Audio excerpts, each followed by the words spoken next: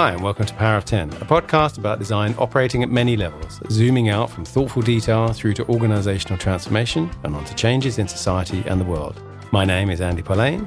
I'm a service design and innovation consultant, design leadership coach, educator and writer. My guest today is Natalie Dunbar, a UX-focused content strategist with a unique blend of skills as a journalist, content writer, and user experience researcher. She excels in balancing the creation of delightful user experiences with strategic content that supports the needs of a business or organisation. She's worked in various roles as a content writer and strategist for major brands and produced original content for many federal agencies. Natalie is also an active member of Women Talk Design and was a founding member of the Content Strategy Los Angeles Meetup Group. She's author of the newly released Rosenfeld Media book, From Solo to Scaled, Building a Sustainable Content Strategy Practice. Natalie, welcome to Power of 10. Thank you for having me, Andy. I'm so glad to be here. So congratulations on getting the book done. I know we had a kind of a brief exchange sort of close to the end of it. Yes. And talked about the sweeping up. I always call it the sweeping up of the sort of last bits of getting a book done take a remarkable amount of time. Oh my goodness, yes. So it's well done on getting it out. So how has the reception been of that? We'll get on to the content of it so far, but how has it been landing so far? I have been absolutely floored by the reception. As we're speaking, the book is still only available from Rosenfeld. Yeah. And in about 10 days, it will be widely available from, other booksellers like Amazon and others. Yeah. However, it is sitting, at least a week or so ago, it was at number 1 on Amazon for the most wished for new releases in content management. Nice. Well done. I don't even know how to receive that other than to have a lot of gratitude. It's been amazing. That's great. So before we get onto the book, I always think it's useful for people, they hear from people who are well established in their careers and when people write a book as well, there's a little bit of that, I'd like to do that one day, or I'm looking up to that person.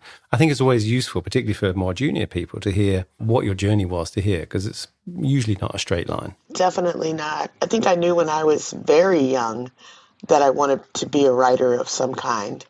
And then I went and did everything but writing as a career. Stumbled into it as a marketing communications specialist decades ago, actually. And what I really wanted to do was be a journalist. So I went from marketing communications into journalism, worked for a local award-winning weekly here where I am in Pasadena called the Pasadena Weekly, and then ended up being an editor at another small town paper. I was kind of doing both at the same time, actually, and really got into reporting and writing in that kind of genre. And then I think it was SEO that first grabbed my attention as things were moving from the printed space to digital. I taught myself how to hand code. Those skills are very much obsolete now, but I knew that they would come in handy. I always make people laugh when I tell them I still can make letters blink on a page. That's about the extent of my coding these days. But I think I had an inkling that online was the space that I wanted to be in. I was very curious about technology. So then I moved into the digital space and started to hear this phrase, consumer experience, user experience. And I'm like, what's that? And I started working with, what were they called then? Human factors engineers and UX designers and so on and so forth. And when I kind of veered off into product management as a user researcher, and then I made my way back to content, and content strategy became a thing, and I was like, oh, that's what I do. And here we are. So it sounds to me, and you talk about this a little bit in the book, you were doing content strategy or content. I'm going to come back to actually the differences between them, kind of before it had the name. Is that fair to say? Or did you already have in your head, like, this is content strategy, this is content design? I definitely did not have content design in my brain at that time. I had been exposed to, and I think this might be the part in the book you're talking about, there was a group of content strategists who came in from an agency to help work on a project at the online directory where I used to work. And I didn't know what a content strategist was. And they didn't really tell us what it was that they did. It was like a secret society that was existing. They didn't really share a lot of artifacts. They were just doing their thing in the background and then would tell us, you need to do this, you need to do that. But I was curious about it more than just like having someone tell me, like, I guess if there was an equivalent, I was the UX writer to them. Right. So they were doing strategy work, and then we were supposed to execute by writing whatever it was that they felt like we should write. But I think I first encountered Christina Halverson's book during that time, but I don't think I read it immediately because I was just like, oh, I don't know what that means, content strategy. Am I really equipped to do that? Then I went off and did the product and the user research and came all the way back around. And then the discipline was maturing. I left my position as a user researcher, not voluntarily. The company was bought, positions were eliminated, yeah. and then I had to rebrand myself. And I kept seeing content strategy and all the job listings, and I'm like, okay, let me look at this really closely now. And I picked up like a temporary assignment, and the hiring manager handed me Christina's book and Richard Sheffield's book and literally said, okay, what I need you to do is this. Read these books and then do this with this site that we're building. And I'm like, okay. And I literally was like learning as I was like, how does the saying go? You're like building the plane while you're flying it or something like that. Yeah, that was my introduction. It was definitely a fast and furious, but I fell in love with the work. Yeah, it's great. So Christina wrote the foreword to your book as well. So a nice kind of full circle. Yes, she did. Yeah. So I'm a huge secret kind of admirer of, well, not that secret. I'm a huge admirer of content people in general. I always have said I think every design team should have a content person on it in a way that you probably wouldn't have a design team without someone who is a visual designer, whether it's, graphic or UI designer. And yet I would always see like a smattering of them wherever I went, or as you've talked about from solo person. But I'm really interested to get onto the scaled bit, because I don't know if I've ever worked in an organization or worked for a client even, where it's been sort of properly scaled. I think I've always encountered, the one or two, or if I'm lucky, three people who are kind of working away, kind of in content with a lot of, nobody really understands what I do here, but it's so important, which it is. So we'll get on to that. I want to come back to, because people may not know, or I don't know if it's a sort of perennial kind of argument and conversation, what's the difference between content strategy, content design, and or UX writing? Oh my goodness. It depends on who you ask. Or what's your, because you talk about, you do have a sort of table of it in the book. So what is your kind of definition of it? What's the difference? I have to lean on I think I have the diagram about the front end and back end content strategist, but yes, over the years, I think that's really kind of been, and that Venn diagram, Anne Hadley wrote an article for contentmarketing.com I think that's the website. I can't remember right now. And it was a really good conversation about, the front end work that focuses on, the user and works with research and visual design. And then kind of that middle space where there's like taxonomy and nomenclature and labeling and wayfinding. And then the back end where you're working more with like URL redirects and working with, content modeling and content modeling documentation. I definitely live on the left side of that space more. I'm a purist when it comes to content strategy. I struggle with the difference between content strategy and content design because so many organizations have started with the name content strategy and then have rebranded whatever that team looks like to content design.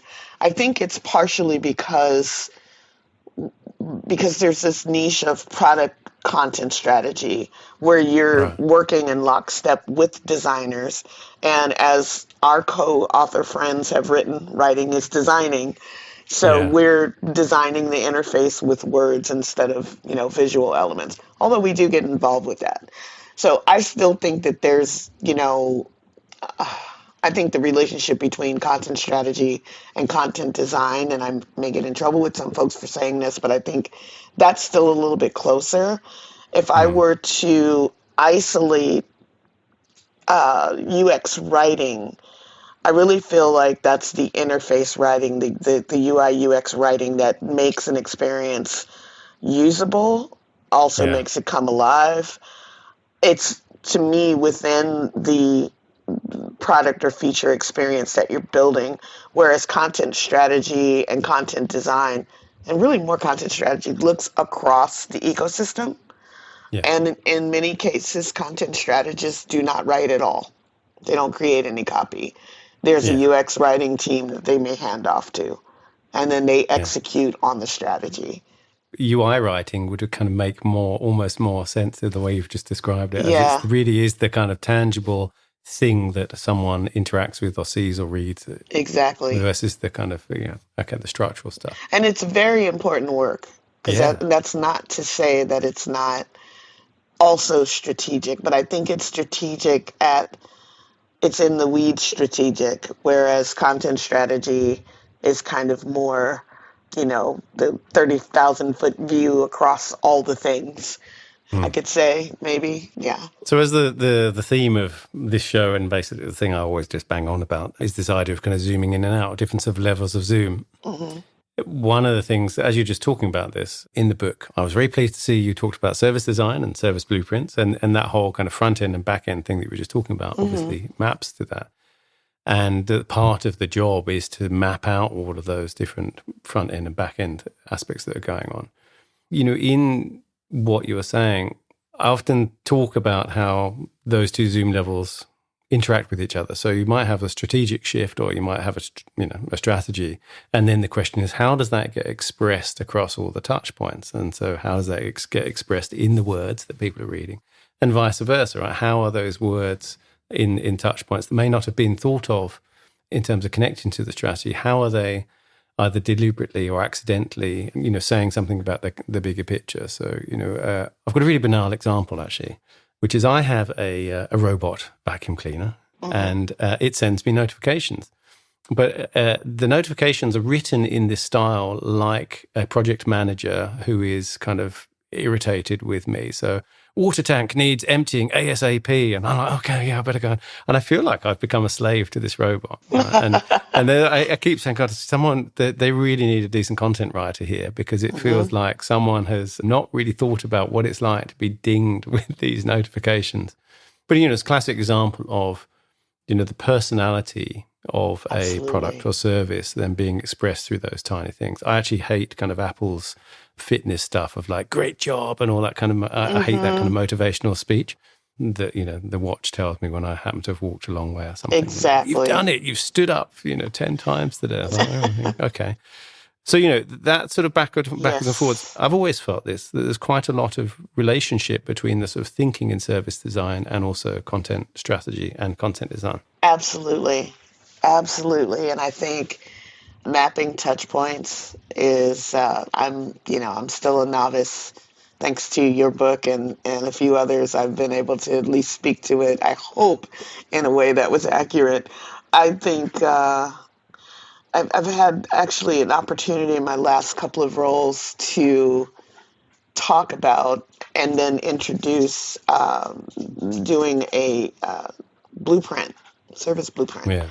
where we could think about touch points along whatever journey we were mapping out, and think about what's appropriate to say and when, and what format is most appropriate to say it in. So another way to say that content strategists will definitely relate to, hat tip to Christina, getting the right content to the right people at the right time and Nice. in the Yeah. right format. and on the right device, right? So, because our book was content strategy for the web, and Yeah. we've got all these other things that we work with now. Yeah.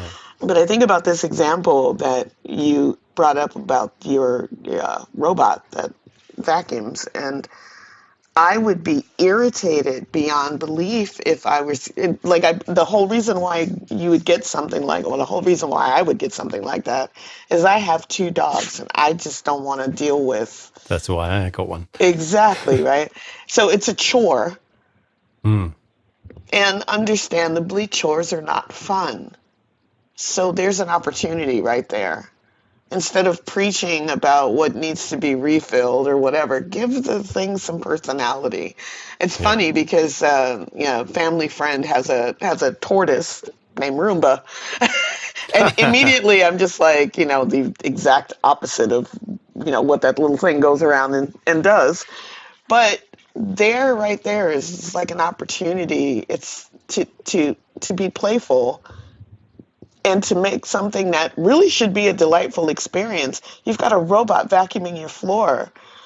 Like there's an opportunity there to not spice it up, but like make it fun, Yeah. And it feels like there's been that notifications are equated with alert messages, right? Right. Because I think even alert messages don't have to be like that, but there's Yeah. that.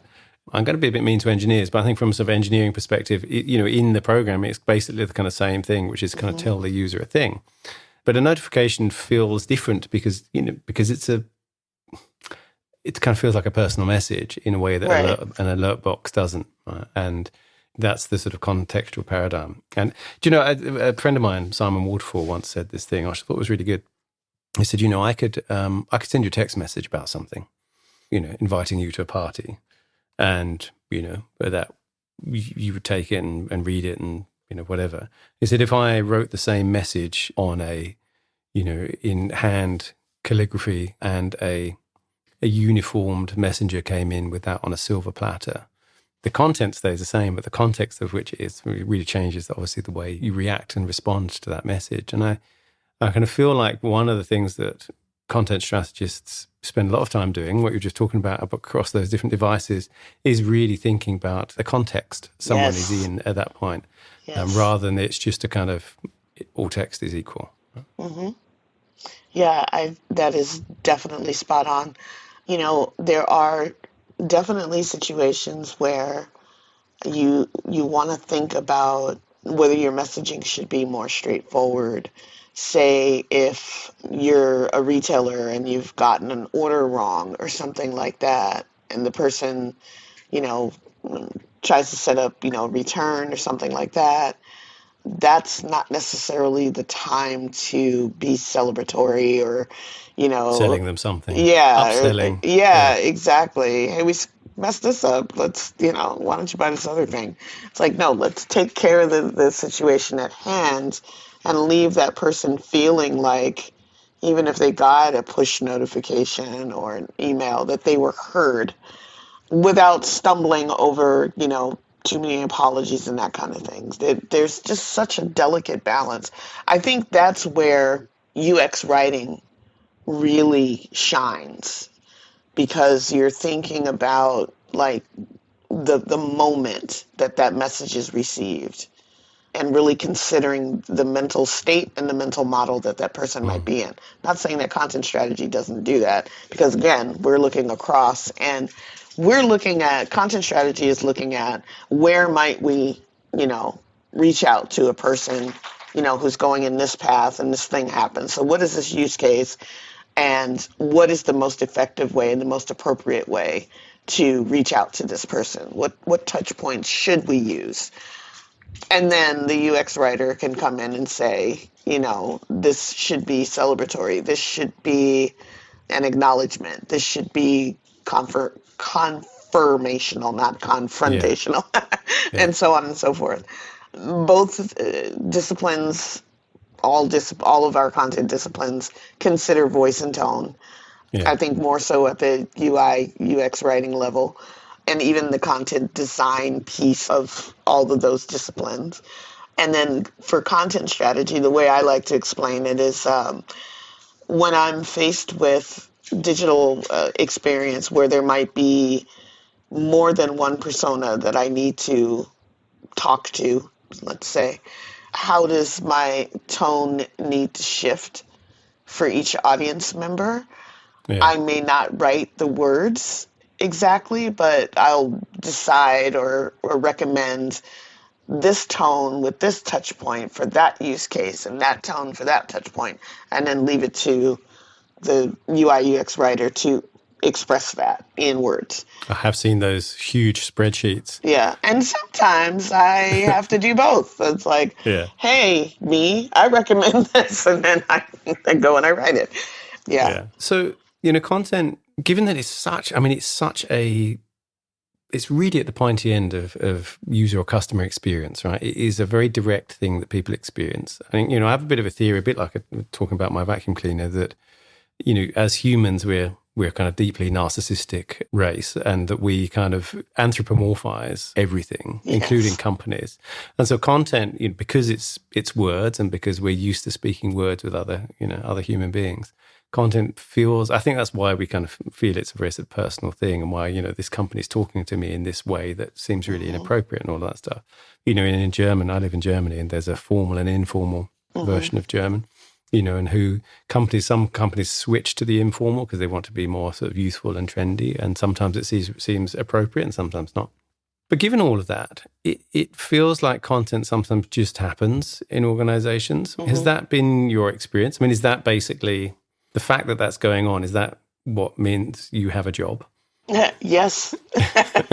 Ask my family members who all come to me. I don't know what this means. What are they trying to get me to do on this website? You're always going to have a job. Why do you think it is that content is? Because, I want to get on to, because you actually talk a lot about the kind of the business bit of content strategy and stuff, which I want to get onto next. But why do you think it is that whilst it's very much the first thing often that customers or users experience, it often seems to be the last thing that businesses or organizations get a handle on? Oh, that's so well said. It's a mystery to me because I can't think of a product or service or experience or white paper or website or anything that's going to make a difference for a brand without words and giving some thought to the appropriateness of, I don't know, tooting your own horn in a white paper or, a positioning kind of document in the marketplace versus, some kind of use case of a user encountering your brand digitally and how you would speak to them. I can't believe that this conversation is still so relevant in 2022. Yeah, no, it's awful, and like I hear on all different meetup calls and different webinars, and I'm either attending or speaking at. There's so many jobs out there and for content design and content strategy, and I'm like, how is that possible? Like, I understand that it is possible, but don't brands get it by now that it's central to everything that they do? How even if you decide not to come across more conversational and informal, it's the words that you use to describe what it is that you do that are going to make people either decide to do business with you or not. How is that not important? Maybe it's the universality of it. It's like, we all do words. So, Right. I think it just is kind of an invisible thing. Yeah, and I giggle with my design partners all the time when, we're doing design workshops and, design sprints and things like that. And they're like, okay, we want you to sketch out. And I'm like, have you seen my stick figures? They're awful. So, and I definitely am not a visual designer. That said, I have a good sense, or I've developed a good sense of what works visually in terms of how all the pieces come together. So content to me is not just words. Content to me, and I think to most of us in this space, it's about the visual elements. Can you tell a story here with an infographic, or can you tell a story with a video? What's most appropriate in this space? I'm surely not going to tell a designer how to design a visual element, but there could be one visual element that'll be more impactful than another. That's Yeah. content. Yeah. That's content. And so, but in your book, you talk about a lot. You say, if you want to learn how to do content strategy or content design, here's a great list of books, and they are a great list of books. But there's also much more here about the process and frameworks and kind of governance that's going on in how content sort of makes its way through the process and who does what and ways to kind of go about that governance as you scale. So the book is called From Solo to Scaled. You have this building metaphor. Tell me, I love metaphors. My favorite one's gardens, actually, for sort of ecosystems. Oh, wow. But tell me about your building metaphor, because it's, and compression and tension. Oh my goodness, yes. So long time ago, in another career, I worked in building and project management, and I was trying to understand like what the construction manager would be talking about when he was talking about tenant improvements, because I worked in a high rise in downtown LA, and we had all these commercial tenants, and I was like the admin to this particular construction manager. And I stumbled on a book, Why Buildings Stand Up, and I was like, well, that's interesting. I'd love to know why they stand up. I'd also like to know why they fall down, but maybe not be in them when that's happening, especially in earthquake country where I live. But there was something about that book that just stayed with me over the years. I got the book, I read it, and it made construction make sense. It feels like, as I've gone back to look, because I've referred to it in my book, it's more about a story about construction, like how construction works. Right. It does break down different terms like tension and compression, but it's a layperson's book, I think, and it's so beautifully written, and it just stayed with me. And there is a follow-up, Why Buildings Fall Down. But in terms of the building metaphor in the book and content strategy, I talk about how I would often hear leaders in the UX space talk about standing up a practice. And there would be all this effort into like, let's stand up a content strategy practice or this or that, UX design, whatever it is. But particularly with content strategy, I would see these grand methods of standing up a practice only to have it fall down later on. And falling down could be, there's budget cuts or new business priorities. So one of the first things to go is this elaborate practice that's been stood up. Right. Or it gets absorbed into a marketing function, because I'm very decidedly a UX content strategist. And that's no diss, as we would say, to content marketing strategists, but it is a different thing. For listener edification. The work that we do in UX content strategy is usually internal to the brand's digital experiences, whereas content marketing strategy is more about creating content that you're going to put on third-party websites or social media or that kind of thing. So it's more external. It's still content created by the brand, but it's very different usages. You make the thing and they tell everyone about it. Right, exactly. Yeah. As far as tension and compression, we're thinking of here, tension and being pulled in different directions that may weaken a structure, whereas hopefully I'm getting this right. It's early in the morning here. I'm like, is that the right? And compression being squeezed, right? And compacted, where it becomes difficult to do the work of content strategy because there's so much pressure coming from usually top-down pressure where doing the work becomes difficult. I'll leave it at that so I don't trip up on my own words. Can you give me an example of maybe how people can deal with that? Because that's a pretty common refrain, right? Is that we don't have enough time or resources or whatever it is. Yeah, the tension piece is just being pulled in many different directions and having different expectations from different partners you may work with. So you may have one expectation from more technical partners where there's a need to have,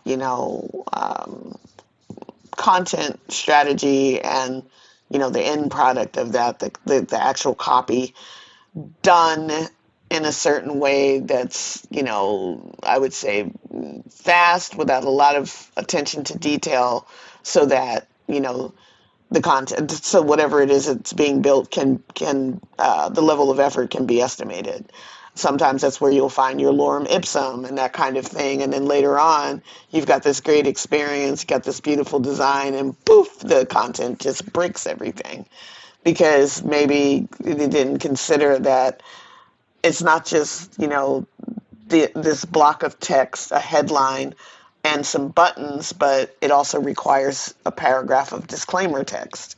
And it's like, or you write it in German. Yeah. And then We don't have room for that disclaimer. What do you mean you don't have room? It's like, it's a regulatory thing. We have to have this there. So there's that tension of just being pulled maybe in one direction by, maybe your engineering partners, where your marketing partners may be, if you have any dependencies on them, you might be waiting for, what the product marketing is going to sound or look like. So then you can take some of that language and, incorporate that into the UX so the experience is seamless. I'm a big fan of the marketing funnel. I have no idea where that happened or why, but when I think about a marketing funnel, the top of the funnel where your people are doing their discovery and they're, just starting to learn about a brand or a service or a product, and in that middle where they're starting to make that decision, you go from the marketing of a thing into the user experience because you're going deeper into that digital experience, right? Mm. And along the way, you're building that trust.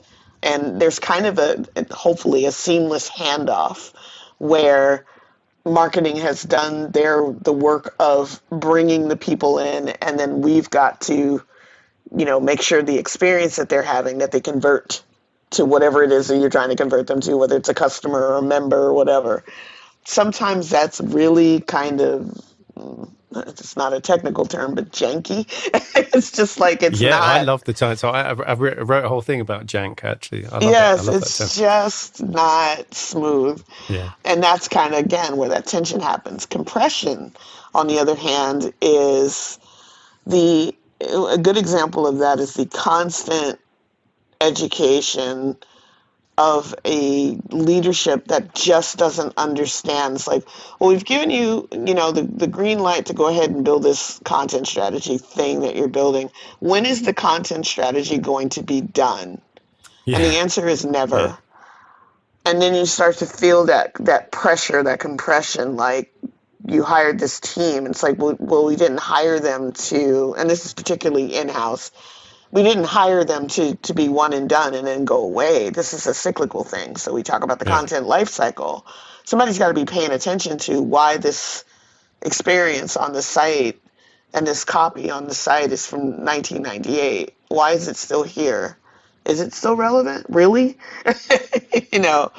So yeah, it's those two things are, it's a give and take either way you look at it, whether it's pressure coming from the sides or pressure coming top down. Yeah. This is why I like the metaphor of gardens, because no one ever says the garden is done, right? We've shipped a garden. It's just this kind of ongoing thing. When you talk about alliances, there's a really good section in the book about alliances and how to kind of build them and stuff. And it's almost like you talk about different departments or disciplines within the organization. Mm-hmm. It's kind of like a phrase book, which I guess makes sense from sort of content person, of, the language that these people use and how to kind of speak to these people about content. And it's, going back to what you were saying, I think there about leadership, there's a lot in there. And that's the bit I can really recommend. I actually don't think it's just for content people. It's kind of a section of the book that I feel like anyone working in an organization that is designing stuff and making stuff could really benefit from.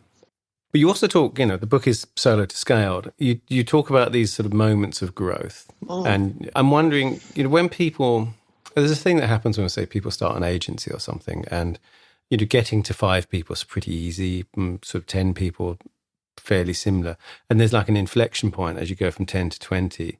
And then there's kind of somewhere around from sort of 20 to 50 where you start to have HR practices and, people and a full-time accountant and all that kind of stuff. And sometimes, people find it really hard to escape velocity to get to the next stage. Are there any kind of like step moments in scaling content strategy practice where there's there's an inflection point here that's really hard to get from this bit to the next? In my experience, it's usually when the demands for content strategy or content strategists is beyond the size of the team that you have. All of a sudden, everybody wants a piece of this content strategy. And it could look different. So going back to those different partners that you might encounter as a content strategist, whether it be, a visual designer, which is more typically the person that you're going to be partnered, or the discipline you'll be partnered with the most. But there's also the engineers. There's also instructional designers. There's so many ways that we can partner with different disciplines to, look at, if you're working with engineering, for example, which is fascinating to me.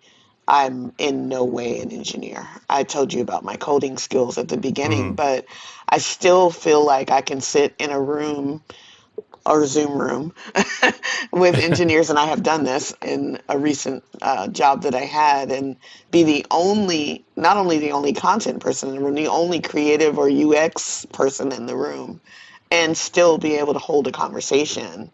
And that's because I listen to what they're saying. I may not understand all of the tools and some of the phraseology that they use, but I get the gist of what they're talking about. The thing that I want to create, the experience that I want to create using content as kind of a lever to, get to the next point in the experience. Maybe it can't be built. So maybe I need to be able to articulate in a different way how we can create an experience that is frictionless.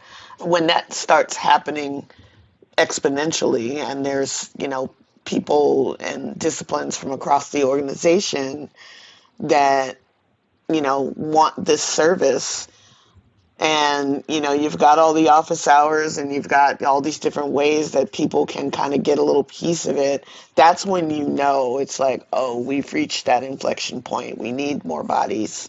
We need more people who are going to excel in this content space, whether it's an embedded model where you have a content strategist, per line of business, or however the organization is set up, or you set up like a kind of a content strategy agency within, design ops or whatever.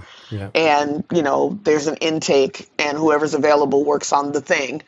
When those projects and those people, when those numbers start to grow, that's when it's time to start scaling.